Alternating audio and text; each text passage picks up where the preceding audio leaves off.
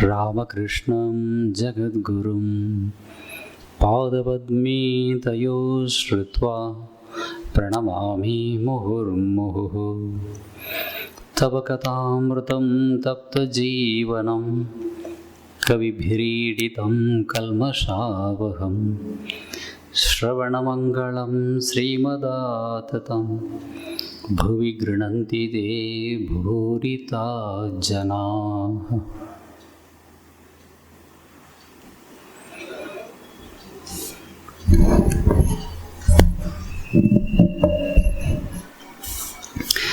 எல்லாருக்கும்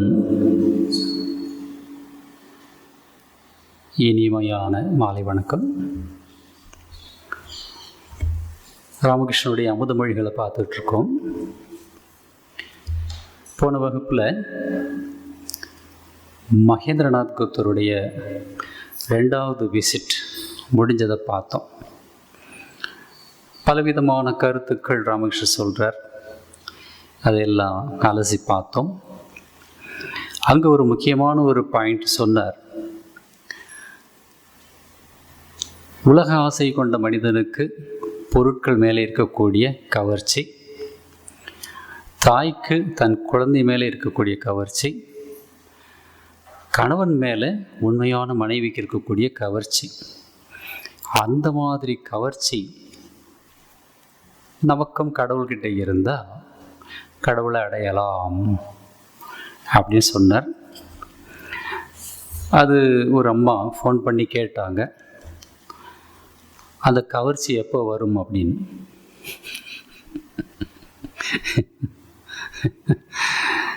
என்ன சொல்ல முடியும்? நான் சொன்னேன், ராமகிருஷ்ணன் இடத்துல சொல்லுவார், ஊசியை கொண்டு போய் காந்தத்தின் பக்கம் வச்சா காந்தத்துக்கும் சொல்ல வேண்டாம், ஊசிக்கும் சொல்ல வேண்டாம், தானே போய் ஓடி ஒட்டிக்கும். ஆனால் அது ஒட்டலை அப்படின்னாக்கா அந்த ஊசியை சுற்றி மண் மூடி இருக்குன்னு அர்த்தம். ஸோ அந்த மண்ணை கிளியர் பண்ணிட்டா the natural force itself will pull, தானே நடக்கும் அப்படின்னு. அது என்ன மண் அப்படின்னு கேட்டாங்க. நம்முடைய உலக ஆசைகள் தான் உலகத்தின் பக்கம் நம்ம கவனத்தை திருப்புது. அது போகணும்னு சொல்லி பிரார்த்தனை பண்ணி கண்ணீர் விட்டு அழுதா அந்த கண்ணீர் அந்த மண்ணை கரைக்கும் அப்படின்னு ராமகிருஷ்ணன் சொல்லுவார்.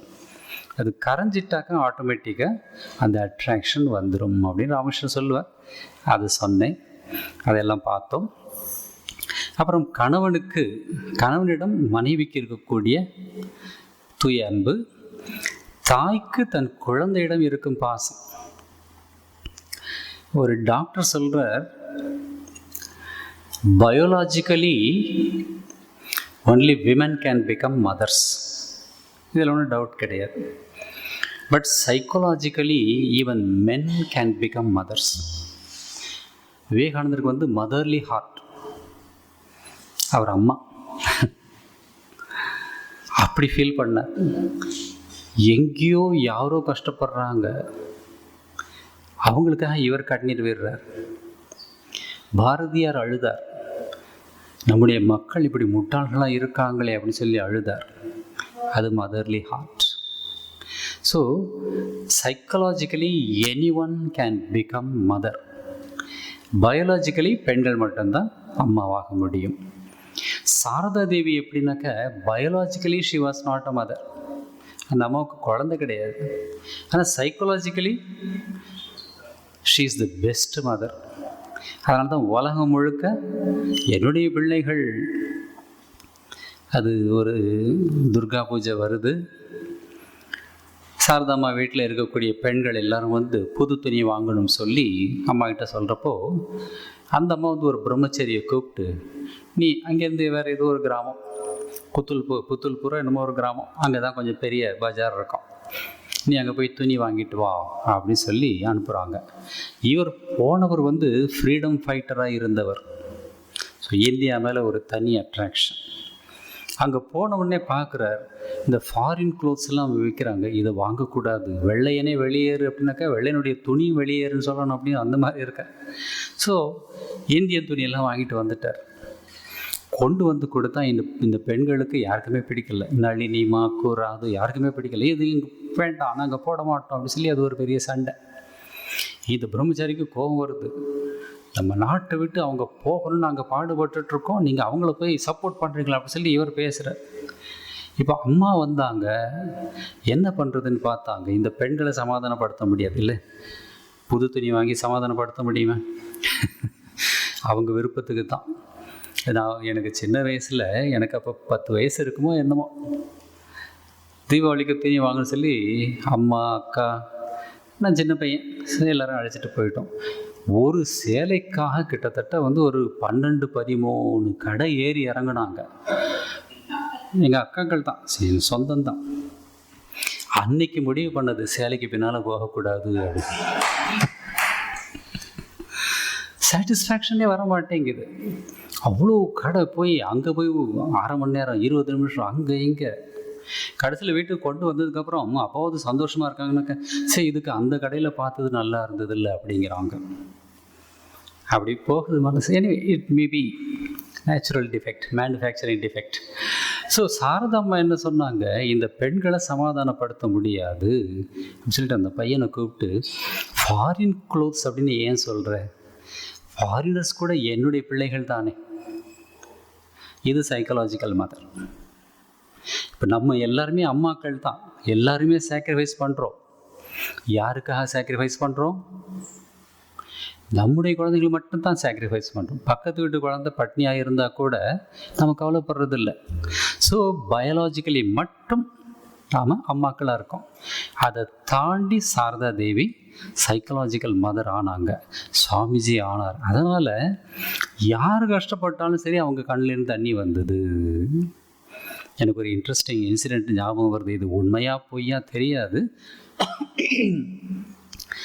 கர்ணன் பரசுராமர்கிட்ட போய் வில்வித்தையை கற்றுக்கிறான். போய் சொல்லி அங்கே போய் சேர்ந்துட்டான், நான் பிராமண பையன் அப்படின்னு சொல்லி. அவர் இவன் ரொம்ப துணிச்சலாக இருக்கான், தெளிவாக இருக்கான். எப்போவுமே டீச்சர்ஸுக்கு இன்டெலிஜென்ட் ஸ்டூடெண்ட்ஸை பார்த்தா ரொம்ப பிடிக்கும் இல்லையா? அவங்க மேலே ஒரு தனி அக்கறை காட்டுவாங்க, ஸ்பெஷலாக சொல்லி கொடுப்பாங்க. ஸோ கர்ணன் மேலே பரசுராமருக்கு ரொம்ப ஒரு பிரியம். எல்லா விதமான எனக்கு தெரிஞ்ச எல்லாத்தையும் நான் கற்றுக் கொடுக்குறேன் அப்படின்னு சொல்லிட்டு சொல்லி கொடுக்குறார் டெய்லி. ஒரு நாள் காலையில் நைட்டு தூங்குறப்ப சொல்கிறார், நாளைக்கு விடிகால 5 மணிக்கு எழுந்து ரெடியாக இரு அப்படிங்கிறார். அப்போல்லாம் ஏன் குருதேவி எங்கே போகிறீங்க இதெல்லாம் கேள்வியெல்லாம் கிடையாது. குரு சொல்லிவிட்டு அதை அப்படியே ஃபாலோ பண்ணணும். 5 மணிக்கு எழுந்து ரெடியாக இருக்கான். வா அப்படின்னு சொல்லிட்டு ஆசிரமத்தை விட்டு கொஞ்சம் வெளியில் போனாக்க ஓப்பன் ஸ்பேஸ். அப்படியே கொஞ்சம் நேரம் வெயிட் பண்ணிகிட்ருக்கிறப்போ ஒரு பறவை பறந்து போகுது. பறந்து போகிற பறவையை அடி, இது ஒரு டேலண்ட் டெக்னிக். இவனும் அம்பு எடுத்து குறி பார்த்து அப்படி வைக்கிறான். டக்குன்னு சொன்னானா, குருவே என்னை மன்னிக்கணும். ஏன் என்னாச்சு? இதையும் கற்றுக்கோ. இல்லை, இவ்வளவு அதிகாலையில் இந்த பறவை பறக்குதுன்னாக்க அது நிச்சயமாக தாய் பறவையாக தான் இருக்கணும். தன்னுடைய குஞ்சுகளுக்கு இறை தேடி போகுதுன்னு நினைக்கிறேன். இதை நான் அடிக்கிறது பெரிய வேலை இல்லை, அத்தனை குஞ்சுகளும் அனாதையாயிடும். அந்த மாதிரி திறமை எனக்கு வேண்டாம் அப்படின்னு சொன்னான். பரசுராமருக்கு அப்படியே உள்ள நெகிழ்ந்து போய், நீ பெரும் புகழ் அடைவாய் அப்படின்னு ஆசீர்வாதம் பண்ணாருன்னு ஒரு கதை. ஏன்னா அனாதையாக இருக்கிறது எவ்வளோ கஷ்டம் அப்படிங்கிறது அவனுக்கு தெரியும். ஸோ அந்த மாதிரி அந்த மதர்லி ஹார்ட் யாருக்கு வேணால் வரலாம், பெண்களுக்கு மட்டும் கிடையாது, ஆண்களுக்கும் வரலாம். அந்த மாதிரி ஒரு அட்ராக்ஷன் இருந்தால் கூட இறைவனை நேசிக்க முடியும், இறைவனை அடைய முடியும் அப்படிங்கிற பாயிண்டெல்லாம் சொன்னார். அதோட அந்த 2வது விசிட் முடிஞ்சது. 3வது விசிட் மகேந்திரநாத் என்னைக்கு வந்தார் அப்படின்னாக்க மார்ச் 5ஆம் தேதி. அது ஒரு ஞாயிற்றுக்கிழமை, 1882. ஞாயிற்றுக்கிழமை தான் இவர் மோஸ்ட்லி வருவார். என்னக்கா அவர் ஒரு ஸ்கூல் டீச்சர். அந்த இங்கிலீஷ் கவர்மெண்ட்டு மெத்தட் படி ஞாயிற்றுக்கிழமை அவங்க லீவ் விட்டுருவாங்க. அன்றைக்கி இவர் தவறாமல் நிற்பார். அன்றைக்கி வர 3வது விசிட். என்ன அழகாக எழுதுகிறார் பாருங்க. குருதேவரை காண மகேந்திரநாத் 3ஆம் முறையாக சென்றார். வராக நகரில் உள்ள தன் சகோதரின் வீட்டில் தங்கியிருந்த காலம் அது. குருதேவரை சந்தித்ததிலிருந்து மாவுக்கு எப்போதும் அவரை பற்றிய சிந்தனை தான். அந்த மாதிரி ஒரு அட்ராக்ஷன், குருதேவரை பார்க்கணும் பார்க்கணும் பார்க்கணும் அப்படின்னு. நிறைய பக்தர்களுக்கு அந்த மாதிரி அட்ராக்ஷன் இருந்தது அப்படின்னு அவங்க லைஃப்பில் நம்ம பார்க்குறோம். கோபாலியம்மான்னு சொல்லி ஒரு வயசான அம்மா, விதவை. அந்த அம்மாவுக்கு ஒரு யாரோ சொல்லி இங்கே வந்து பார்க்குறாங்க. வந்த உடனேயே ராமகிருஷ்ணன் வந்து அந்த அம்மாவுடைய நிலைமையை புரிஞ்சுக்கிறார், நிலையையும் புரிஞ்சுக்கிறார். சுத்தமான ஆத்மா, சின்னதுலேருந்து உலகாசை நுழையாத மனசு, அவ்வளோ நாள் கிருஷ்ண மந்திரத்தை ஜபம் பண்ணியிருக்கா. அவள் கையால் வாங்கி சாப்பிட்டா அவளுக்கு நல்லது அப்படிங்கிறதுக்காக இவளே பரம ஏழை, ஏதாவது கொண்டு வந்தியா அப்படின்னு அவகிட்ட போய் கேட்குறேன். நான் என்ன கொண்டு வருவேன், கோபால் கோபால்னு கூப்பிடுவாங்க.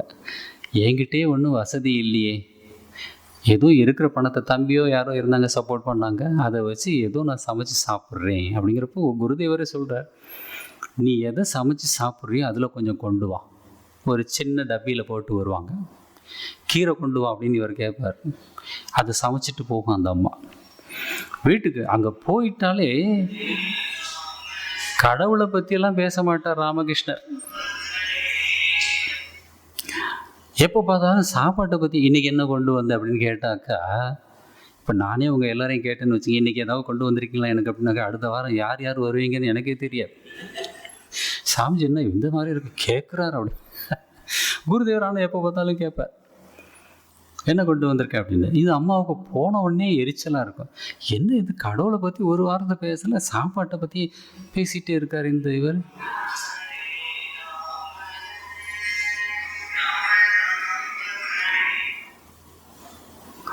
கடவுளை பற்றியே பேசாமல் இந்த மாதிரி எப்போ பார்த்தாலும் சாப்பாட்டை பற்றியே பேசிகிட்டே இருக்கார் இவர். சரியான சாப்பாடுறவன் போல் இருக்குது, இனிமேல் வரக்கூடாது அப்படின்னு நினச்சிட்டு போவாங்க. அந்த ஹாலை விட்டு வெளியில் போன கொஞ்சம் தூரத்துலேயே இருந்தாலும் ஒரு தடவை வந்து பார்க்கலாம் அப்படின்னு அந்த அம்மாவுக்கு தோணும். வீட்டுக்கு போயிட்டாக்கா அந்த கவர்ச்சி இன்னும் அதிகமாகும். நெக்ஸ்ட்டு எப்போ போகலாம் அப்படின்னு திங்க் பண்ண ஆரம்பிச்சிருவாங்க. அந்த மாதிரி பல பேருக்கு இந்த எக்ஸ்பீரியன்ஸ்.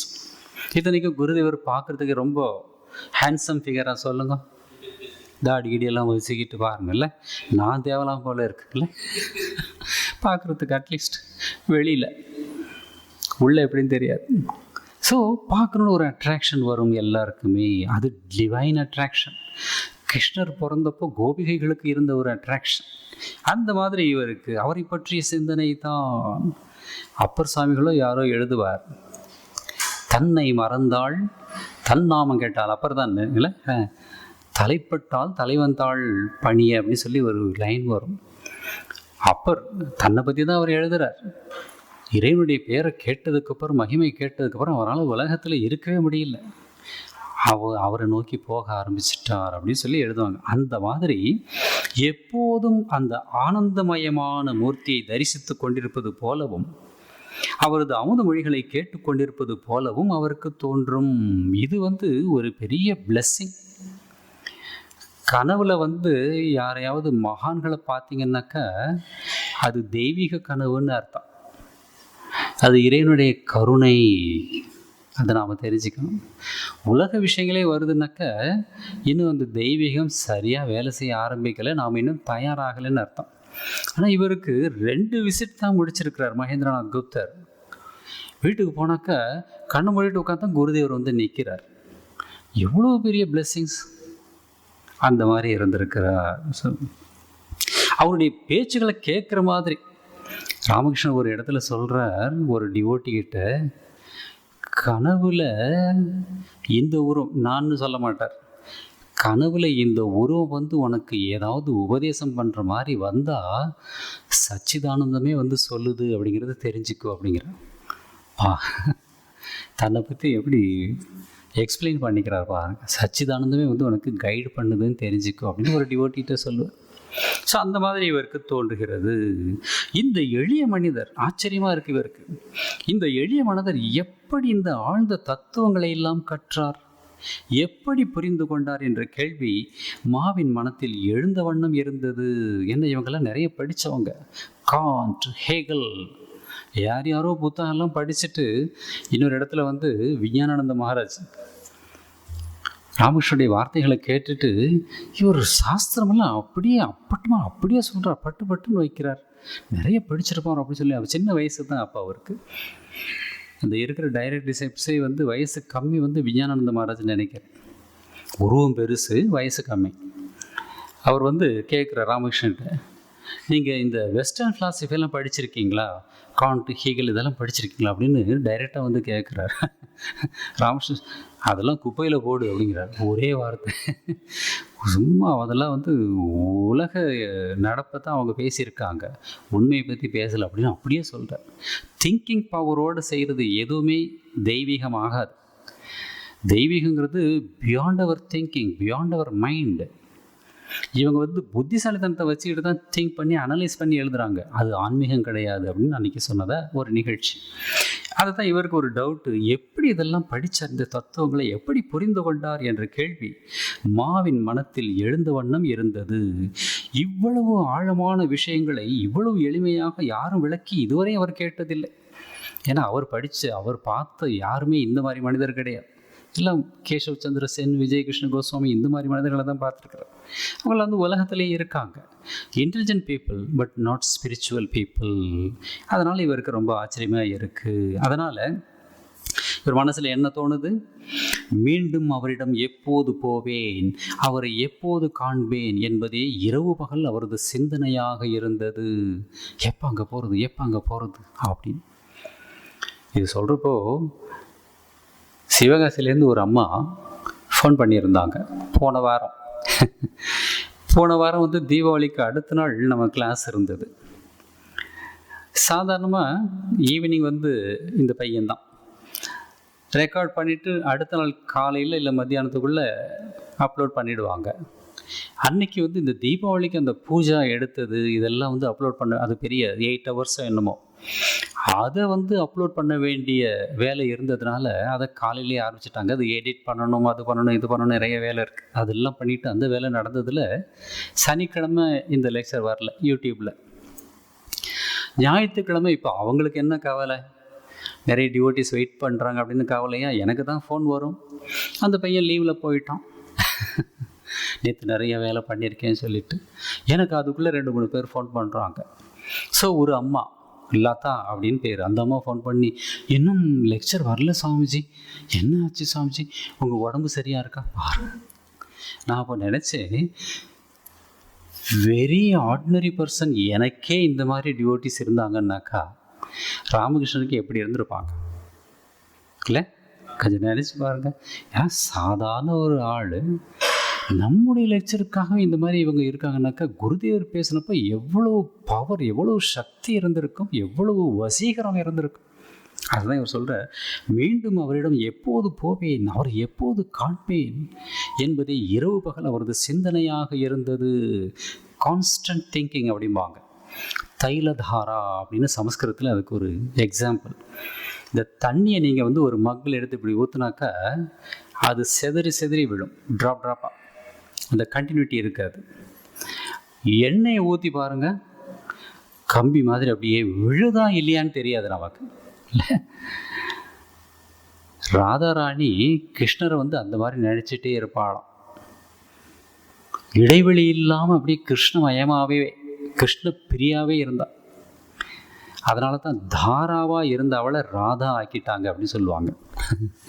அவள் மனசு தாரா, அவளுக்கு பேர் ராதா அப்படி சொல்லுவாங்க. அந்த மாதிரி இவர் மகேந்திரநாத்துக்கும் இருந்தது. ஒரு அறிஞர் சொல்கிறார், ரொம்ப அழகான ஒரு ஸ்டேட்மெண்ட்,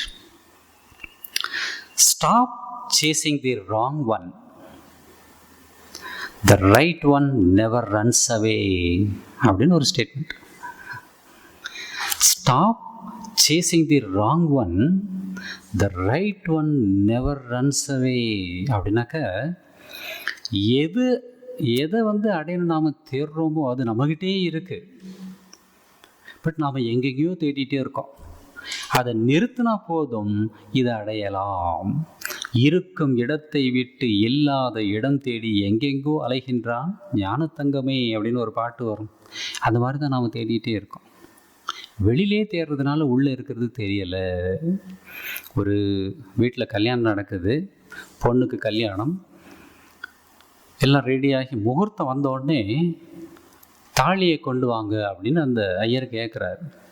உடனே பீரோ போய் திறந்து பார்த்தா தாலியை காணும் அங்கே. ஐயோ, கடைசி நேரத்தில் என்ன பண்ண முடியும் சொல்லுங்க?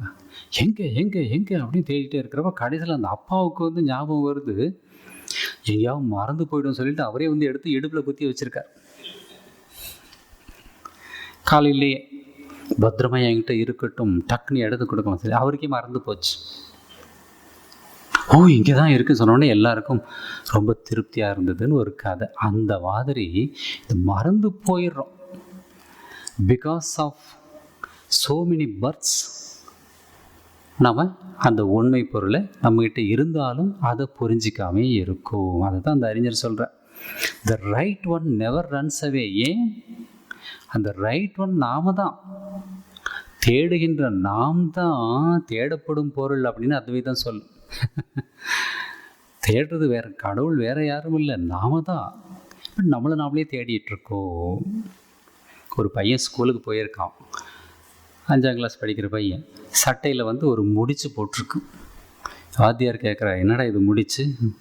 அது ஒன்றும் இல்லை சார், எங்கள் அம்மா வந்து ஒரு போஸ்ட் கார்டு கொடுக்குறேன், நீ மறக்காமல் கொண்டு போய் போஸ்ட் பாக்ஸில் போடணும் அப்படின்னு சொல்லி முடிச்சு போட்டிருக்காங்க, மறக்காமல் இருக்கிறதுக்காக. ஓ, வெரி குட், போட்டுட்டியா? இல்லை. ஏன்? கொடுக்கறதுக்கு அம்மா மறந்துட்டாங்க. முடிச்சு போட்டு விட்டா ஞாபகமாக, லெட்டர் கொடுக்கணும்ல அவன் மறந்துட்டான். அந்த மாதிரி we forget so many things. As a result, we run after those things which are not really worthy. அதுதான் இந்த அறிஞர் சொல்கிறேன். Stop chasing the wrong one. வெளியிலே தேடாதீங்க, உள்ளே தேட கற்றுக்குங்க. உள்ளே தேடுறதுக்கு வெளியில் தேடுறது ஒரு ஹெல்ப், சப்போர்ட். இதுதான் அந்த கதை. ஞானப்பழம் வேண்டுமா, உலகத்தை சுற்றி வா அப்படின்னு ஒரு விளையாட்டு. முருகன் கிளம்பிட்டார், உலகம் முழுக்க போகிறார். விநாயகர் என்ன பண்ணார்? அங்கேயே சுற்றி வாங்கிக்கிட்டார். அந்த மாதிரி அந்த கதை போகுது. ஸோ இவர் மகேந்திரநாத் வந்து அவரது சிந்தனை முழுக்க ராமகிருஷ்ணரே இருந்தார். அப்புறம் எழுதுகிறார், மெல்ல மெல்ல ஞாயிறும் வந்தது. அந்த வார்த்தையே பாருங்கள். அது சில சமயம் நாம் வந்து பையன் போயிருப்பான் 2 weeks யூஎஸ் ட்ரிப்பு. ஒன்று இந்த அம்மாவுக்கு இங்கே உட்காந்துட்டு எப்போ வருவான், எப்போ ஒரு டைம் போகாது. கவனிச்சு பாருங்கள். இல்லை, அந்த புது லவ்வர்ஸ் எல்லாம் பார்த்தாக்கா 6 மணிக்கு வந்து பார்க்கில் மீட் பண்ணுறேன்னு சொல்லிட்டு இங்கே 2 மணிலேருந்து நேரமே போக மாட்டேங்குது அப்படின்னு இந்த பையன் துடிச்சிட்டுருவான். எனக்கு எக்ஸ்பீரியன்ஸ் இருக்கான்னு கேட்காதீங்க, மற்றவங்க சொன்னதை வச்சு சொல்கிறேன். ஸோ நேரமே போக மாட்டேங்குது அப்படின்னு இங்கே துடிச்சிட்டு இருப்பாங்க. 2 மணி தான் ஆச்சா, 3 மணி தான் ஆச்சா, ஐயோ 6 மணி வரைக்கும் அப்படின்னு இங்கே துடிச்சிட்டு இருப்பாங்க. எப்போ when we are eagerly waiting for some important person, time moves very slowly. சிக்னலில் போய் நிற்கிறப்ப பாருங்கள், டைம் அவ்வளோ ஸ்லோவாக போகும். அதுவும் சில சிக்னலில் வந்து 97லேருந்து ஆரம்பிப்பான். 97, 98, 96, 95 அப்படிங்கிறப்போ இவங்க அப்படியே எவ்வளோ நேரம், ஒரு நிமிஷம் எவ்வளோ பெருசு அப்படிங்கிறது அப்போ தான் தெரியும், சிக்னலில் தான் தெரியும். மொபைலில் திறந்து பேசிகிட்டு இருந்தாக்கா 1 மணி நேரம் போனது 1 நிமிஷம் மாதிரி ஆகிடும். எவ்வளோ இன்ட்ரெஸ்டிங்காக இருக்குப்பா. இல்லை, அவன் ஒருத்தர் மொபைல் வந்து 1/2 மணி நேரம் பேசிட்டு வைக்கிறான். ஃப்ரெண்டு கேட்குறான், என்னடா எப்போ ஃபோன் வந்தாலும் 1 மணி நேரம் 1.5 மணி நேரம் பேசுவேன், 1/2 மணி நேரத்துலேயே வச்சுட்டேன். அது ராங் நம்பர்ப்பா. ராங் நம்பரில் 1/2 மணி நேரம் பேசினா ரைட் நம்பரில். So when we are engaged in something which we like, time போகிறதே தெரியாது. அது கிடைக்கலைங்கிறப்போ மெல்ல மெல்ல ஞாயிறு வந்தது. அந்த வார்த்தைகள் அப்படி இருக்கு பாருங்க, அவ்வளோ ஸ்லோவாக வருது. இவர் வெயிட் பண்ணிகிட்ருக்கார் அவ்வளோ ஏக்கத்தோட. அதுதான் ரீசன். இன்னொரு காரணம் என்ன அப்படின்னாக்க, ராமகிருஷ்ணர் பார்த்ததுக்கப்புறம் இவருக்கு இந்த வேர்ல்ட்லி ஆக்டிவிட்டிஸ் எல்லாம் போர் அடிக்க ஆரம்பிச்சிருச்சு. இது உண்மையான சாதகர்களுக்கு ஏற்படக்கூடிய ஒரு அனுபவம். நாம் எந்த அளவுக்கு மனசை வந்து கடவுள் பக்கம் திருப்புறோமோ அந்த அளவுக்கு இந்த உலகம் வந்து தன்னுடைய அட்ராக்ஷனை இழந்துகிட்டே வரும். இது ட்ரூத். நமக்கு இன்னும் உலகம் பிடிச்சி இழுக்குது அப்படின்னாக்கா அந்த பக்கம் குறைச்சலாக இருக்குன்னு அர்த்தம். ஸோ யாரையும் பிளேம் பண்ண வேண்டியதில்லை. எனக்கு ஏன் பக்தி வரமாட்டேங்குது அப்படின்னாக்கா நான் தான் காரணம், நோபடி எல்ஸ். அதை இங்கே பார்க்கலாம். வராக நகரை சேர்ந்த நேபாள் பாபுவுடன் மா தட்சிணேஸ்வரர் கோயிலை அடைந்தார். அவர் வராக அவங்க சிஸ்டர் வீட்லேயே தங்கியிருக்கார். நேபாள் பாபு, நேபாள்ங்கிறது அந்த ஊரில் சில பேர் கொடுப்பாங்க. இந்த பாபு அப்படிங்கிறது வந்து என்னன்னாக்க, தமிழ்நாட்டில் வந்து பாபுங்கிறது ஒரு பேர், பசங்களுக்கு பாபுன்னு பேர் வைப்பாங்க. வெஸ்ட் பெங்காலில் வந்து ஹலோ ஜென்டில்மேன் அப்படி சொல்கிறதுக்கு பாபுன்னு பேர். இப்போ நம்ம பெல்மடத்தில் இருந்தப்போ நம்ம குவார்ட்டர்ஸில் வந்து நிறைய வாலண்டியர்ஸ் எல்லாம் வருவாங்க. அவங்க பேர் சொல்லி அந்த பாபு சொல்லுவோம். சங்கர் பாபு, சுரேஷ் பாபு அப்படின்னு தான் நாங்களே கூப்பிடுவோம். இந்த பாபு அங்கே ஒரு ட்ரெடிஷன், அந்த மாதிரி பாபு போட்டாக்க அது ஒரு மரியாதை. 2 பேரும் கோயிலை அடைந்தார்கள். மாலை 3 அல்லது 4 மணி இருக்கும். 1 hour டிஃபரன்ஸ் சொல்கிறார். ஏன்னாக்கா அவெல்லாம் ரிஸ்ட் வாட்ச் கிடையாது. 3 மணி இல்லை 4 மணி இருக்கும். அந்த சூரியனுடைய இதை பார்த்து தான் சொல்லுவாங்க அப்போல்லாம். இந்த வயலில் வேலை செய்கிறவங்களாம் பார்த்தாங்க, சாஞ்சிருச்சு போகலாம் அப்படிம்பாங்க. எங்கேயோ ஒரு கார்னரில் பார்ப்பான் அந்த விவசாயி, சீக்கிரம் கிளம்பு மழை வரப்போகுது அப்படிம்பாங்க. நமக்கு தெரியாது. அவங்க இயற்கையோடு அப்படியே இணைஞ்சி வாழ்கிறாங்க விவசாயிகள்லாம், அவங்களுக்கு தெரியும். ஒரு பண்ணையார் ரேடியோ கேட்குறார். ரேடியோவில் வந்து அவன் சொல்கிறான், 2-3 நாட்களுக்கு ட்ரை வெதர் இருக்கும், மழை வருவதற்கான சான்ஸ் இல்லை அப்படின்னு சொல்கிறான். ஓகே, நியூஸ்லாம் கேட்டுட்டு அணைச்சி வச்சுட்டு குதிரை எடுத்துகிட்டு போகிறார். எடுத்தாப்புல அவனுடைய வண்ணம் வரான், கழுதை எடுத்துகிட்டு வரான். பண்ணையார் இல்லையா, நிறைய துணிமணியெல்லாம் இருக்கும். அவன் எப்போ அங்கேயே தங்கி வாஷ் பண்ணி கொடுப்பான். பண்ணையார் கேட்குறார், இன்னைக்கு என்ன துணி துவைக்கலையா? இல்லை சாமி, மழை வரும் போல் இருக்குது அப்படிங்கிறான் அவன். மழை வருமா? இப்போ தான் நான் ரேடியோவில் நியூஸ் கேட்டு வரேன், 2 நாளைக்கு மழையே இருக்காது, ட்ரையாக இருக்குன்னு சொல்கிறான். நீ ஒரு சோம்பேறி, வேலை செய்கிறதுக்கு அவனுக்கு விருப்பம் கிடையாது, போ அப்படின்னு சொல்லிட்டு இவர் போயிட்டார். காட்டுக்கு போகிறார் ஏதாவது சுற்றி பார்க்குறதுக்கு. அங்கே போனால் உண்மையிலே மழை ஜோன்னு வெயில். மாட்டிக்கிட்டார். எங்கேயோ ஒரு மரத்து அடியில் போய் நின்றுட்டு 1 மணி நேரம் மழை பெஞ்சுது. அதுக்கப்புறம் அங்கேருந்து குதிரை எடுத்துகிட்டு வந்தார். வர்றப்போ இவருக்கு பயங்கர ஆச்சரியம், இந்த வண்ணானுக்கு எப்படி தெரியும் கரெக்டாக? ரேடியோக்காரனுக்கு அவங்க வந்து இந்த டிபார்ட்மெண்ட்டில் வேலை செய்கிறவங்க இல்லையா, வந்தாலும் வரலாம் வராமையும் போகலாம். பண்ணி இந்த அம்மா கேட்குறா, நீங்கள் என்ன வானிலை இதில் வேலை செய்கிறீங்களா அப்படின்னு. அந்த மாதிரி அவங்க ஆன்சர்லாம் அந்த மாதிரி தான் இருக்கும். இவனுக்கு பயங்கர ஆச்சரியப்பானையாக இருக்குது, எப்படி இந்த வண்ணா கரெக்டாக சொன்னான்னு சொல்லிட்டு வீட்டுக்கு வந்தவொடனே கூப்பிட்டு அந்த கூப்பனை அப்படின்னாக்கா அவன் வந்துடும். என்ன சாமி நீ எப்படிடா கண்டுபிடிச்ச சொல்லு? ரேடியோவில் அவங்க அந்த டிபார்ட்மெண்ட்டில் இருக்கிறவங்க சொல்லிட்டாங்க மழை வராதுன்னு, பட் நீ கரெக்டாக வெயில் அடிக்குது அப்போ இவர் கிளம்புறப்போ எப்படி அவ்வளோ கரெக்டாக சொன்னேன்? இதை பற்றியெல்லாம் எனக்கு தெரியாது, ரேடியோ நியூஸை பற்றியெல்லாம் எனக்கு தெரியாது சாமி. கழுதையோட கால் ஒரு மாதிரி திரும்பி இருக்கும், அந்த மாதிரி திரும்பி இருந்தால் மழை வரும், இதை நான் அனுபவிச்சது பார்த்தது, அதை வச்சு தான் சொன்னேன் அப்படிங்கிறோம். இயற்கையோடு இணைந்த வாழ்க்கை. ஸோ அந்த மாதிரி மாலை 3 அல்லது 4 மணி இருக்கும். முன்பு பார்த்த அதே அறையில் குருதேவர் சிறிய கட்டில் மீது உட்கார்ந்திருந்தார். தட்சிணேஸ்வர் போனவங்களுக்கு தெரியும், முன்னாடி வந்து அந்த ராமகிருஷ்ணனுடைய ரூமுக்கெல்லாம் உள்ளே போகிறதுக்கு அலோவ் பண்ணுவாங்க, இப்போ மூடி வச்சுட்டாங்க. சாதுக்களை கூட இப்போ உள்ளே அனுப்புறதில்லை, என்ன ப்ராப்ளம் தெரியல. அங்கே 2 கட்டில் இருக்கும். குருதேவரின் அறையில் 2 கட்டில்கள் ஒன்றையொன்று ஒட்டியவாறு உள்ளன. பொதுவாக அவர் சிறிய கட்டில் அமர்ந்து பக்தர்களுடன் பேசுவார், பெரிய கட்டிலில் ஓய்வு கொள்வார். சின்னதாக ஒன்று இருக்கும், பெருசாக ஒன்று இருக்கும். பெருசு வந்து தூங்குறதுக்கு, சின்னது வந்து உட்கார்றதுக்கு. அந்த சிறிய கட்டிலில் உட்கார்ந்திருந்தார். ஞாயிறு விடுமுறை நாள் ஆதலால் குருதேவரை தரிசிக்க பல பக்தர்கள் வந்திருந்தனர். அவர்களுடன் மாவிற்கு அறிமுகம் இல்லை. இவர் புதுசாக வந்ததுனால யார் கூட இவருக்கு அறிமுகம் கிடையாது. ஒரு கார்னரில் போய் உட்கார்றார். எனவே அவர் அறையின் ஒரு மூலையில் சென்று உட்கார்ந்தார். குருதேவர் மலர்ந்த முகத்துடன் பக்தர்களோடு பேசி கொண்டிருந்தார். அவர் சிரிச்சுட்டு ரொம்ப சந்தோஷமாக பேசிகிட்டு இருக்கார். ஏன்னா இறைவனை பற்றி பேசுகிறப்போ அவருக்கு அவ்வளோ ஆனந்தம் வரும்.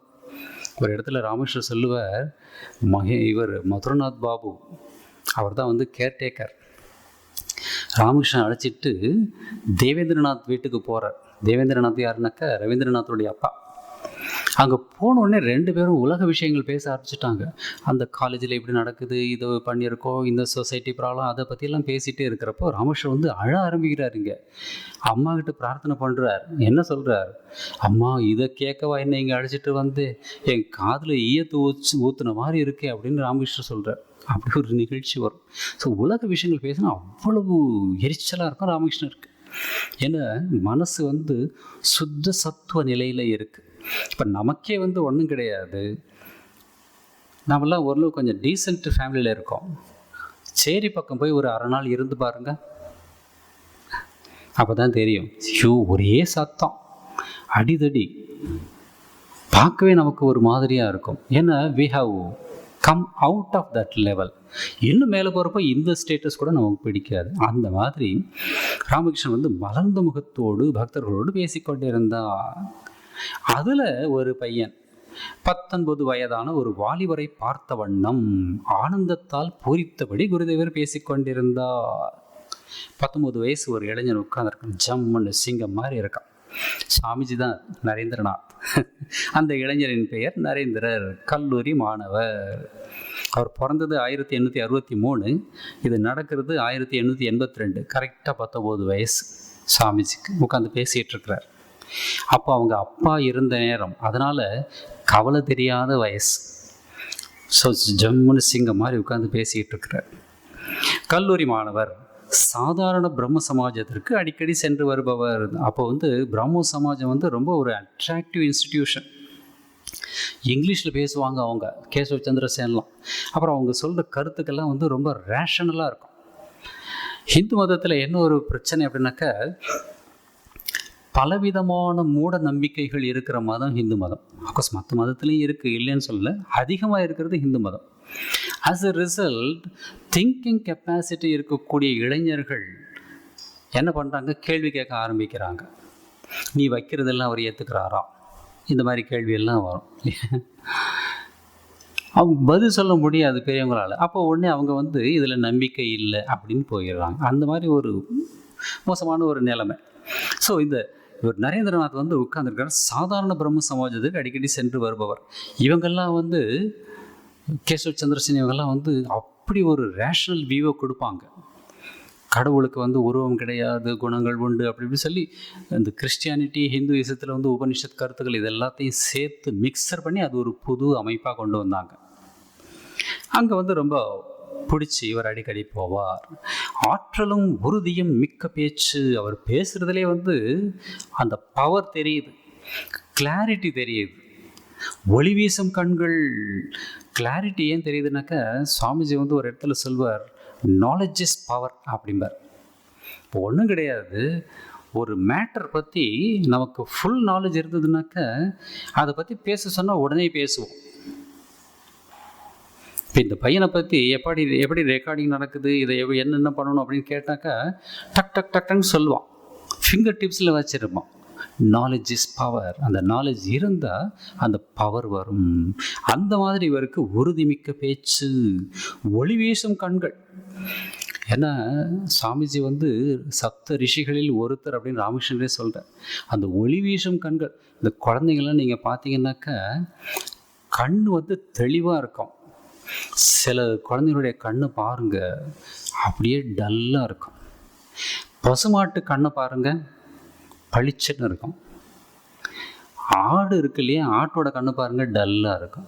தாமச குணம் அது. பசுமாட்டுக்கு வந்து சத்துவ குணம் அப்படின்னு சொல்லுவாங்க. அந்த மாதிரி விலங்குகள் மத்தியிலே அப்படி இருக்கிறப்ப அந்த ஆடு வந்து அடுத்த ஜென்மாவில் மனுஷனாக பிறந்தா அவன் எப்படி இருப்பான், ஆடு மாதிரி தான் இருப்பான். எங்கேயோ ஒரு இதில் படித்தது, பசுமாட்டுக்கு அடுத்த ஜென்மம் வந்து மனித பிறவி அப்படின்னு ஒரு இதில் படித்தேன். மேபி நமக்கு தெரியாது. அந்த மாதிரி மனசு கிளாரிட்டி அடைய அடைய அகத்தின் அழகு முகத்தில் தெரியும். சில குழந்தைகளை பார்த்தாலே வந்து நமக்கு பளிச்சுன்னு வா லட்சணமாக இருக்கா அப்படின்னு சொல்லுவோம். சில குழந்தைகளை பார்த்தா நம்ம பக்கத்துலேயே போக பிடிக்காது. இதெல்லாம் வந்து சம்ஸ்கார பலம். இந்த பையனுக்கு சம்ஸ்காரம் அப்படி இருக்குது. அதனால் ஒளி வீசும் கண்கள், பக்தனுக்குரிய தோற்றம் அவருடையது. இதெல்லாம் மகேந்திரநாத் சொல்கிறார். பக்தன் அப்படிங்கிறது தெரியுது. எப்படி தெரியுது அப்படின்னாக்கா, முகம் வந்து சுத்தமாக இருக்கும், எந்த விதமான மோசமான எண்ணங்களும் வராத மனசு அப்படின்னாக்கா அந்த கைட்லெஸ்னஸ் அப்படிம்பாங்க. தமிழில் என்ன சொல்கிறது, அது கள்ளங்கபடம் இல்லாத தன்மை, அது அந்த முகத்தில் தெரியுது. அது பக்தி உள்ள இதயம். வெறுமடத்தில் சுவாமி ரங்கநாதாஜி மகாராஜை பார்த்துருக்கேன், பக்கத்தில் இருந்து பார்த்துருக்கேன். அவர் சிரிக்கிறப்போ சின்ன குழந்தை மாதிரி சிரிப்பார். எந்த விதமான கள்ளங்காடும் இருக்காது. அப்படி ஒரு எக்ஸ்பிரஷன்.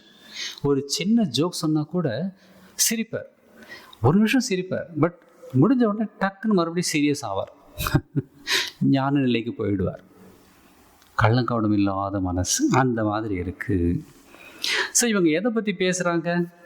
இவர் எழுதுகிறார், பேச்சு சுகபோக நாட்டத்தில் ஊறி கிடக்கின்ற உலகியல் மனிதர்களை பற்றியதாக இருப்பதை மா ஊகித்து உணர்ந்தார்.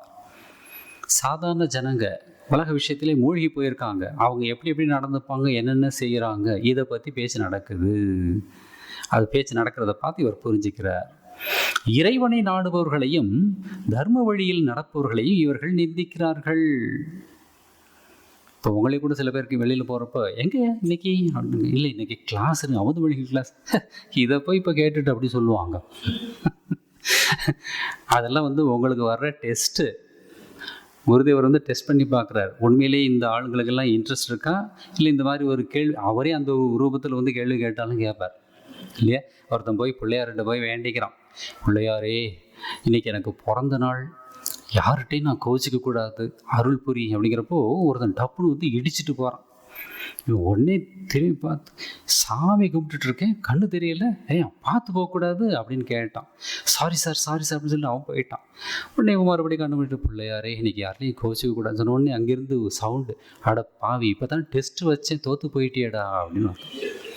So we are also tested. நல்ல பாதையில் போகிறவங்களுக்கு தான் டெஸ்ட்டு ஜாஸ்தி.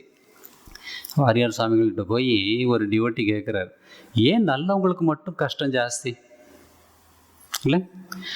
அநியாயம் பண்ணவங்களாம் நல்லா ஜாலியாக இருக்காங்க. சினிமாவில் கூட நீங்கள் பாருங்கள், வில்லன் கடைசி வரைக்கும் அவன் தான் ஆட்சி செய்வான், ஹீரோ அடி வாங்கிட்டே இருப்பான். மகாபாரதம் பாருங்கள், பாண்டவர்கள் துரியோதனன் தான் அரண்மனை சுகத்தை எல்லாம் அனுபவித்தான் கடைசி வரைக்கும். சண்டை முடிஞ்சதுக்கப்புறம் செத்து போயிட்டான். இவங்க பாவம் நல்லவங்கன்னு பேர், எப்போ பார்த்தாலும் காட்டிலேயே சுற்றிக்கிட்டு, சரியாக சாப்பாடு கிடையாது, சரியாக துணிமணி கிடையாது, வீடு கிடையாது, மரத்துக்கு கீழே படுத்துக்கிட்டு நைட்டு ஒவ்வொருத்தர் மாற்றி மாற்றி விஜிலன்ஸு, எவ்வளோ கஷ்டம். இதை ஒரு டிவோட்டி போய் கேட்குறார் வாரியார் சாமிகள்கிட்ட, ஏன் நல்லவங்களுக்கு மட்டும் கஷ்டம் அப்படின்னு கேட்குறப்ப அவர் சொல்கிறார், ஒரு ஆசிரியர் யாருக்கு டெஸ்ட் வைப்பார்? தன்கிட்ட படிக்க வர்ற பசங்களுக்கு தான் டெஸ்ட்டு வைப்பார். தெருவில் போகிற முனியன் சுப்பன் குப்பை அவனெல்லாம் கூப்பிட்டு நீ பரீட்சை எழுது அப்படி சொல்லுவாரா? கிடையாது. இப்போ நீங்கள்லாம் நல்லவங்கெல்லாம் கடவுள்கிட்ட வர்றதுனால அவர் டெஸ்ட்டு வைக்கிறார். டெஸ்ட்டு வச்சு பாஸ் பண்ணிட்டா என்ன நடக்கும்? அவரோட சேரலாம் அப்படி சொன்னது ஒரு கதை, ஒரு இன்சிடெண்ட். ஸோ இங்கே உலகியல் மனிதர்களை பற்றியதாக இந்த பேச்சு இருப்பதை அறிந்தார். இது ஏன் அப்படின்னாக்க, நாட் ஃபார் கிரிட்டிசைசிங். இது நல்லா தெரிஞ்சுக்கணும்.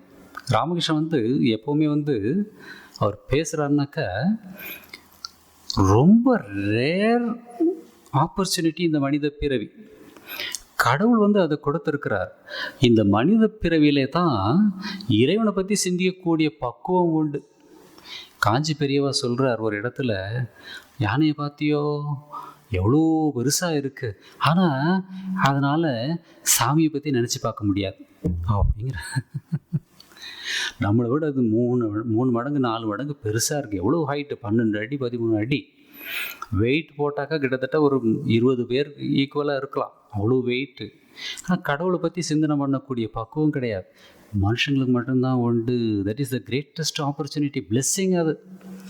அதை விட்டுட்டு இவங்க வேஸ்ட்டாக ஒன்றுமே இல்லாமல் வெட்டி பேச்சு பேசிகிட்டே இருக்காங்களே அப்படிங்கிறதுக்காக அவங்கள பற்றி பேசுகிறார். இவங்க டைம் வேஸ்ட் பண்ணிகிட்ருக்காங்க. இவங்களுக்கெல்லாம் எப்படி, என்ன ரிசல்ட்டு? ஜென் புத்திசத்தில் ஒரு குரு சொல்கிறார், யாராவது ஒருத்தர் செத்து போயிட்டா, இந்த உலகியல் மனிதன் யாராவது ஒருத்தர் செத்து போயிட்டா ஜனங்க என்ன கேட்பாங்க? எவ்வளோ சொத்து சேர்த்து வச்சுருக்கான், எவ்வளோ விட்டுட்டு போயிருக்கான், அப்படி தான் கேட்பாங்க இல்லையா? குழந்தைங்களுக்காக ஏதாவது விட்டுட்டு போயிருக்கானா அப்படின்னு. எவ்வளோ எடுத்துகிட்டு போனா அப்படின்னு யாருமே கேட்குறது இல்லை பாருங்கள்ல. எடுத்துகிட்டு போகிறதுக்குன்னு 2 விஷயங்கள் இருக்குது. புண்ணிய பாவம், அதை பற்றி நாம் பேசுகிறதே கிடையாது. எனக்கு அவங்க எவ்வளோ பண்ணாங்கன்னு நமக்கு தெரியாது, விட்டுட்டு போனது மட்டும்தான் தெரியும். ஸோ எவ்வளோ விட்டு சென்றான் அப்படின்னாக்க, அந்த ஜென் குரு சொல்கிறார், முதல் ஆன்சர், அவன் சம்பாதிச்சது எல்லாத்தையுமே விட்டுட்டு போனான் இல்லையா? ஒரு பைசா கூட எடுத்துகிட்டு போக முடியாது. விட்டுட்டு தான் போகணும். ரெண்டாவது ஆன்சர் என்ன அப்படின்னாக்கா, அவன் விட்டுட்டு போகலை, அவங்கிட்டேருந்து இந்த விஷயங்கள் எல்லாமே பறிக்கப்பட்டன அப்படிங்கிறான். சில பேர் போகிறப்போ ஐயோ இவ்வளோ விட்டுட்டு போகிறேனே அப்படின்னு அழுவாங்க. விட்டுட்டு தான் போகணும், வேறு என்ன பண்ண முடியும்? அந்த மாதிரி வாழ்க்கை வாழ்ந்துக்கிட்டு இருக்காங்களே இந்த ஜனங்கள் அப்படி சொல்லி வருத்தப்பட்டு அவங்கள பற்றி பேசிகிட்டு இருக்கிறார். மற்றபடி அவங்களை கிரிட்டிசைஸ் பண்ணணுங்கிறது எண்ணம் கிடையாது. உலகில் எவ்வளவோ துஷ்டர்கள் உள்ளனர், அவர்களுடன் எவ்வாறு நடந்து கொள்வது என்பது பற்றியெல்லாம் பேச்சு நடந்து கொண்டிருந்தது. இது எதுக்காக அப்படின்னாக்க, இது ராமகிருஷ்ணன் அடிக்கடி சொல்லுவார், ஆன்மீகத்தில் இருக்கிறப்போ இந்த ஆன்மீக ஆட்டிடியூடை வச்சுக்கிட்டு உலகத்தில் டீல் பண்ணக்கூடாது. இந்த யோகேன் மகாராஜ்னு ஒருத்தர் இருந்தார், ரொம்ப அப்பாவி மனுஷன். அவர்கிட்ட ஒரு மண் சட்டி வாங்கிட்டு வர சொல்கிறார் ராமகிருஷ்ணர். இவர் நேராக போனார். நான் தக்ஷிணேஸ்வர் காளி கோயிலேருந்து வரேன், அந்த பரமஹம்சர் இருக்கார் இல்லையா, அவருக்காக ஒரு சட்டி வேணும் அப்படின்னு. அவன் கடைக்காரன் அவன் என்ன தர்மம் ஃபாலோ பண்ணுறதுக்காக உட்காந்துருக்கான். வெரி குட், நல்லது, வா பண்ண மாதிரி ஆளை தான் தேடிட்டுருக்கேன்னு சொல்லிட்டு ஒரு சட்டியை தூக்கி கொடுத்துட்டான். காசு எவ்வளோ, ஏதோ அந்த காலத்தில் 2 பைசாவை என்னமோ கொடுத்துட்டு வந்துட்டார். வந்த உடனே ராமகிருஷ்ணர் கேட்குறார், இதுதான் அதுக்கு விலையா அப்படின்னு கேட்டியா? இல்லை கேட்கல. அப்புறம் ஏன் வாங்கினேன்? ஒரு 2-3 கடையில் போய் விலையை விசாரிக்கணும், இது என்ன விலை அப்படின்னு. அப்புறம் வாங்கினதுக்கப்புறம் தட்டி பார்க்கணும், அதில் ஏதாவது ஓட்டுக்கிட்டு கிராக் இருக்கா அப்படின்னு. தண்ணி ஊற்றிப்பார் அப்படின்னு. தண்ணி ஊற்றினாக்கா லீக் ஆகுது. அந்த காலத்துலலாம் வித்தது தான். இப்போ தான் பிஸ்னஸுக்காக ஸோ கொண்டு போய் கொடுத்தா கூட ரிட்டன் வாங்கிப்பாங்க, கஸ்டமரை விடக்கூடாது அப்படிங்கிறதுக்காக. அந்த காலத்தில் அதெல்லாம் ஒன்றும் கிடையாது. நீ புத்திசாலியாக இருக்கணும், பக்தனாக இரு, அதுக்காக முட்டாளாக இருக்கணுங்கிற அவசியம் கிடையாது அப்படின்னு ராமகிருஷ்ணன் சொல்வார். அந்த விஷயத்தை இன்சிஸ்ட் பண்ணுறதுக்காக இங்கே சொல்கிறார், துஷ்டர்கள் இருக்காங்க, அவங்ககிட்ட எப்படி நடந்துக்கணும் அப்படிங்கிற பேச்சு நடந்து கொண்டிருந்தது. ராமகிருஷ்ணன் சொல்கிறார் நரேந்திரர்கிட்ட. இங்கே ஒரு விசேஷம் என்ன அப்படின்னாக்கா, இதை ஸ்பெஷலாக இவர் எழுதுகிறார் மகேந்திரன் நரேந்திரரிடம் அப்படின்னு சொல்கிறார். ஏன்னாக்கா நரேந்திரன் வந்துட்டாக்கா ராமகிருஷ்ணன் அவருடைய ஃபுல் அட்டென்ஷன் அங்கே தான் போகும். வேறு யாரை பார்த்தும் பேச மாட்டார், முழுக்க என்னமோ அவன் மட்டும் உட்காந்துருக்க மாதிரி பேசுவார். இது எப்படின்னாக்கா, 2 வருஷம் அமெரிக்காவில் படிச்சுட்டு பையன் வரான், சென்னை ஏர்போர்ட்டில் இறங்குறான், இன்டர்நேஷ்னல் ஏர்போர்ட். அம்மா அப்பா போய் நிற்கிறாங்க. அப்படியே வர்றப்போ அந்த இதில் வராங்க, எஸ்கலேட்டரில் இறங்கி வர்றப்போ இவங்க 2 பேரும் யாரை பார்ப்பாங்க? எல்லா முகத்தையும் பார்த்துக்கிட்டே இருக்காங்க. சடன்லி அப்பா அதுவும் அங்கே வரான் பார் மேலே, 2 பேரும் பார்ப்பாங்க. அதுக்கப்புறம் இவங்க வேறு யாரையுமே பார்க்க மாட்டாங்க. யார் வந்தா என்ன, யார் போனா என்ன, அதை பற்றி கவலை இருக்காது. பையன் மேலேயே ஃபுல் அட்டென்ஷன் இருக்கும். அதை போல் நரேந்திரரிடம் பேசுகிறார். நரேந்திரா, நீ என்ன நினைக்கிறாய்? உலகியல் மக்கள் எவ்வளவோ இகழ்ந்து பேசுகின்றனர். ஆனால் ஒன்று, யானை போகும்போது அதன் பின்னால் எத்தனையோ மிருகங்கள் எப்படியெல்லாமோ கூச்சலிடுகின்றன. யானை திரும்பி கூட பார்ப்பதில்லை. யானை போகிறப்ப மற்ற மிருகங்கள் அது என்னன்னாக்க, உருவத்தை பார்த்து மிருகங்கள் எப்போவுமே உருவத்தை பார்த்து பயப்படும். இந்த பாபு காட் அப்படின்னு ஹவுரா ஸ்டேஷன் பக்கத்தில் ஒரு இது இருக்குது. காட்னாக்க படித்துறை, நிறைய இந்த லான்ச்செல்லாம் அங்கே போகும். ஒரு நாள் ஈவினிங் மழை பெஞ்சிருக்கு. அந்த காட்டுக்கு போகிற வழியில் தண்ணியெல்லாம் தேங்கி நிற்கிது, சேரு மாதிரி இருக்குது. ஈவினிங் 4:15 4:30 ஸ்கூல் முடிச்சுட்டு குழந்தைகள் போகிறாங்க அந்த போட்டில் ஏறுறதுக்கு. நம்ம வாலண்டியர் ஒருத்தர் அங்கேருந்து வரார். அந்த ஏதோ வேலைக்கு போயிருக்காருங்க. நடந்து போகிறப்போ அந்த தண்ணியில் ஒரு முதலை இருக்குது, யாருமே பார்க்கல. சேரோட சேராக அது கிடக்குது. ஒரு குழந்தை, 6 வயசு குழந்தை, அப்படி சின்ன பொண்ணு, அது பாட்டுக்கு அப்படி போகிறப்போ சக்குன்னு அந்த குழந்தைய இழுத்துட்டு கங்கையில் போயிடுச்சு, தூக்கிட்டு போயிடுச்சு. ஐயோ ஐயோ ஐயோன்னு கத்துறாங்க. தெரியவே தெரியாது இருக்கிறது. அந்த மாதிரி இந்த யானை எதுக்கு சொல்ல வந்தேன்னாக்கா, முதல்ல கூட தன்னுடைய சைஸை விட சின்னதாக இருக்கு அப்படின்னு பார்க்குமா. புலி கரடி அதெல்லாம் கூட தன்னை விட சின்னதாக இருந்தாக்கா அட்டாக் பண்ணும். மனுஷன் கூட அப்படி தான். இல்லை வீட்டில் போய் பார்த்தீங்கன்னாக்கா அண்ணன் தம்பியை அடிப்பான். அது ஒரு 3 வயசு பையன் அழறான். அம்மா கேட்குறான், தம்பி ஏன்டா அழறான்? இவன் சொல்கிறான், அவன் தான் முதல்ல என்ன திருப்பி அடித்தான் அப்படின்னு. அவன் தான் திருப்பி அடித்தானாங்க, அப்போ இவன் அடிச்சிருக்கான் இல்லை, அதை சொல்ல மாட்டேங்கிறான். அவன் தான் முதல்ல திருப்பி அடித்தான், அதெல்லாம் நான் அடித்தேன், அழுதுகிட்டு இருக்கான் அப்படின்னு. வீட்டில் கூட மனுஷங்க மத்தியில் கூட இந்த கொஞ்சம் யார் பவர்ஃபுல்லாக இருக்காங்களோ அவங்க வந்து எப்போவுமே வந்து வீக் பீப்புளை வந்து தொந்தரவு பண்ணுவாங்க. அந்த மாதிரி இந்த யானை போகும்போது மற்ற மிருகங்களும் என்ன பெரிய சைஸ், அதை பார்த்து பயம், தன்னை அட்டாக் பண்ணக்கூடாது அப்படிங்கிற. யானை வந்தாக்கா நாய் குறைக்கும் தெருவில், நீங்கள் பார்த்தீங்கன்னாக்கா தெரியும், ஏன் நாய் குறைக்கும், எனக்கு அது பயப்படும். பயத்தை எக்ஸ்ப்ரெஸ் பண்ணுறதுக்காக இந்த இது தன்னைத்தானே.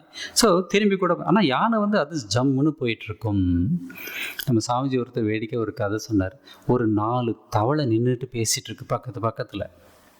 ஒரு யானை வந்து அப்படி போகிறப்ப ஒரு காலை வந்து அவங்க மேலே அப்படி, அது பாட்டு தவளை இருக்கிறத அது பார்க்கல, அப்படி தூக்கி வைக்குது. உடனே ஒரு தவளை இப்படி மேலே பார்த்துட்டு, என்ன திமிரிவனுக்கு, நம்ம 4 பேர் பேசிகிட்டு இருக்கோம், நம்மளை கவனிக்காமல் காலை நம்ம மேலே தூக்கி போட்டு போகிறான், நான் போய் உதைக்கவா அப்படின்னு ஒரு தவளை கேட்டுது. இன்னொரு தவளை சொல்லிச்சான், வேண்டாம் விட்டுடு, அவன் தனியாக போகிறான், நம்ம 4 பேர் போனால் போகட்டும் அப்படின்னு.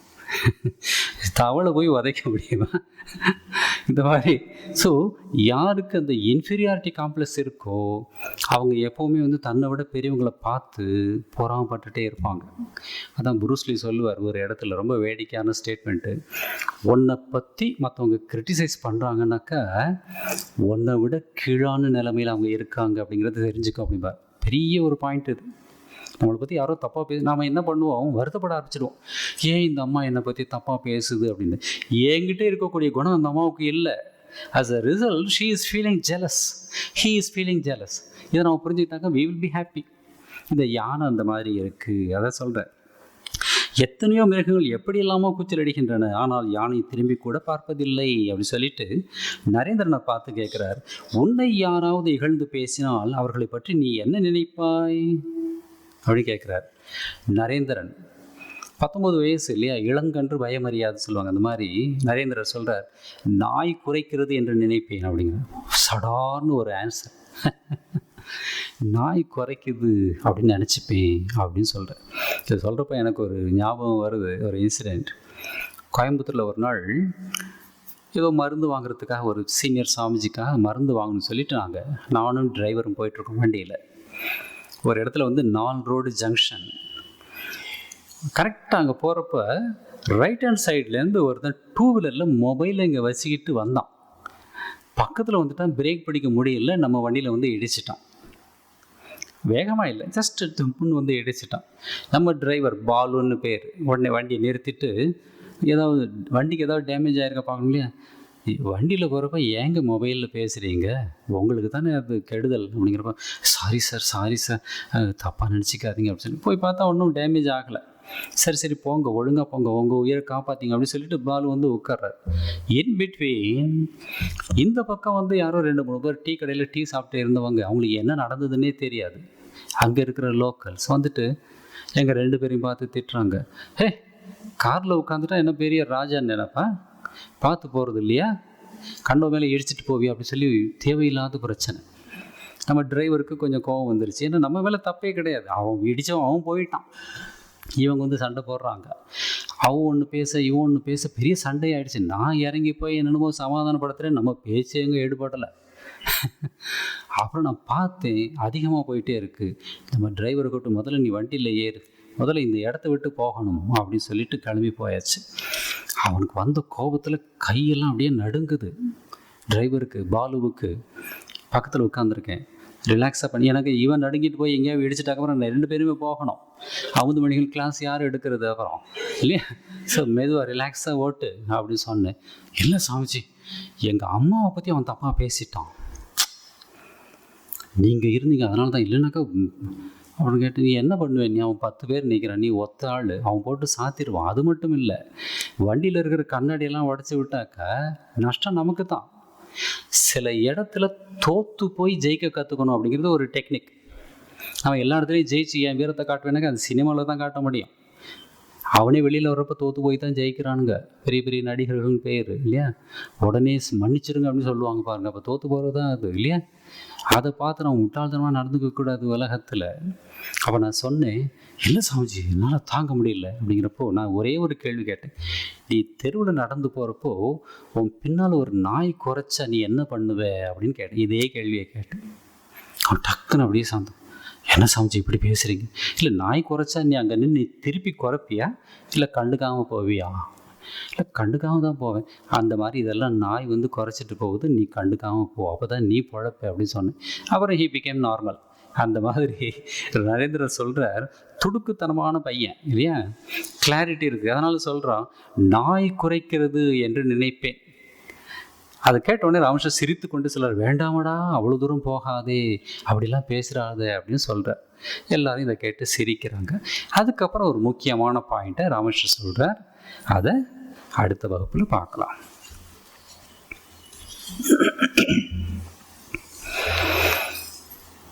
ஓம் அசதோ மா சத்கமய தமசோ மா ஜோதிர்கமய மிருத்யோர்மா அமிர்தம் கமய. ஓம் சாந்தி சாந்தி சாந்தி. ஹரி ஓம் தத்சத். ஸ்ரீராமகிருஷ்ணார்ப்பணமஸ்து.